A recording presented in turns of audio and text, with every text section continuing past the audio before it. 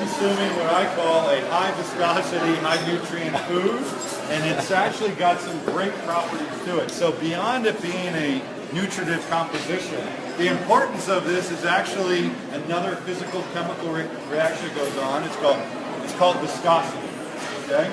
And so what you end up having is the ability to coat our systems with nutrients. Our mucosal lining, which is loaded with receptors, and that's how the body takes in its nutrients, in a high viscosity product is the only way to do it. Because what that does is it gives you time to expose the receptors to absorbing the nutrients. If we were to drink water that had nutrients in it, it'd go right through us. Mac and cheese, I find to be a great way to coat our system, almost paint our system. Our gastrointestinal system is really being discovered as a second brain. Now, has anybody heard of a gut feeling? Anybody go with their gut feeling? It's actually a reason. So that our gut is actually completely connected to our brain in much more detailed fashion than we've ever known. And now the study of the gut-brain interaction is a whole science developing in Europe, not in the United States. All the research money is over in Europe, it's not here.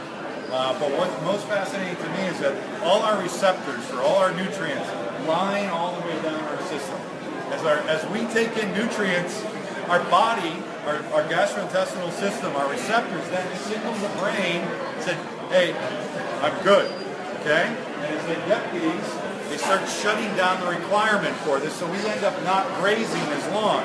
But if we don't expose our receptors to the nutrients for any length of time, we're not going to have that reaction. So what's really important is the thickness of these foods. Okay, when you get into this, you know, if we were to make this really watery, it's going to go through as fast, you're not going to be as hungry. When you have a high viscosity food, such as a mac and cheese, which I think is a wonderful delivery method for nutrients, our exposure is that much longer. Okay? So if you drink a real watered down shake or something, it's just, I hate that it goes right in. It doesn't do anything for me.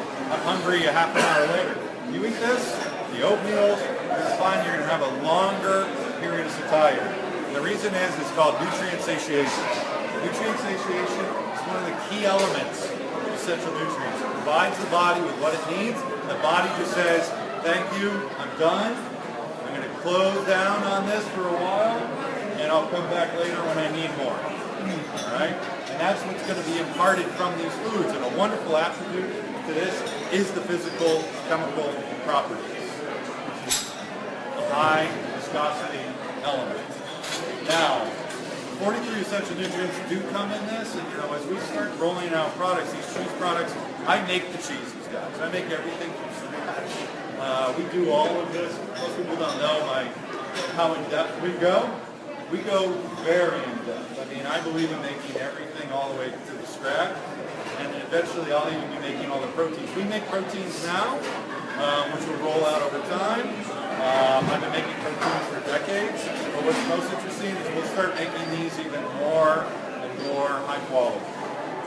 So, now, regarding questions, please feel free to ask, but these products are built for humans, and they're built for us to utilize in high nutrient density and lower caloric profile.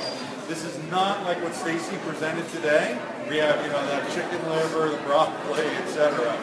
I know Stu was dying to eat that though. Right?